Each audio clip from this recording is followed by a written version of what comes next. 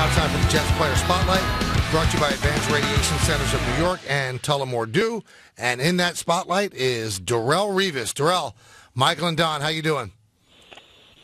Hey, how you doing, Michael and Don? We're doing all right. So are you exhausted after the flight home, or you feeling okay?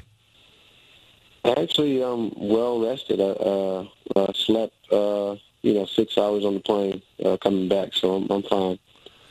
So how much of an inconvenience, or was this an inconvenient trip for you?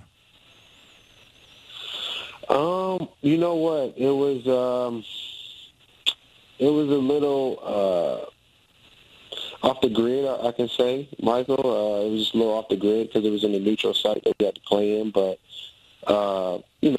whatever it may be, if we play on the moon, if that may be, if we scheduled to play on the moon, then that's what we plan. We always like to split the season into quarters, Darrelle. And the first quarter for you guys, 3-1, which is outstanding. Now you'll have a week off after this this London trip. How did you think you guys played in the first half? Because it looked as if you guys did absolutely nothing wrong in the first half. You know what? We started fast. I think that was the whole focus or focal point for us as a team. Last week against Philly, we did start fast. And, when you look up at halftime, it's 24-0.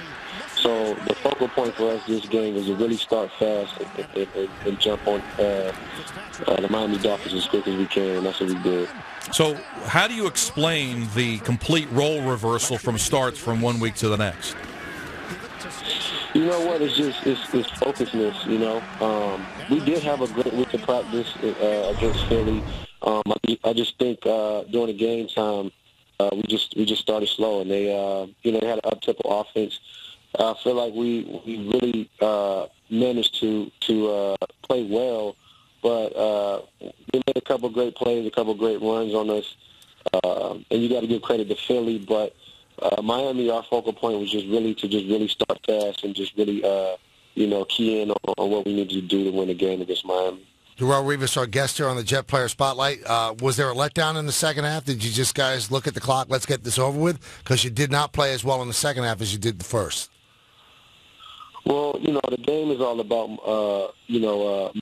momentum swings, and they got a run on us, during the drive. And, we couldn't really stop them during that time a little bit. A couple penalties were thrown during that time, during their drive, late in the fourth quarter. And, all we wanted to do was just try to hold them to 3 points, in that situation. And we actually came out victorious by making a turnover. Depth is something I think this secondary has, Darrelle. You saw Marcus Williams come in with some big plays. Deion Bailey came in when Pryor got hurt. Is this as deep a secondary as you played on?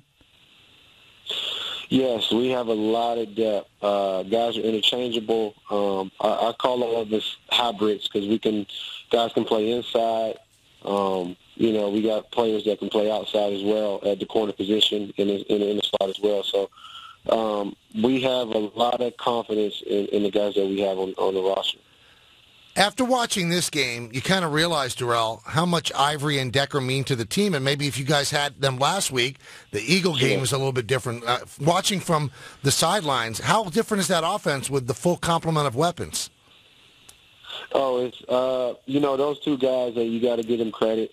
They're a big part of our offense, Chris Ivory and Eric Decker, and they do a great job. I mean, we missed those guys last week against Philly. But at the same time, the next guys got to step up and play in their absence.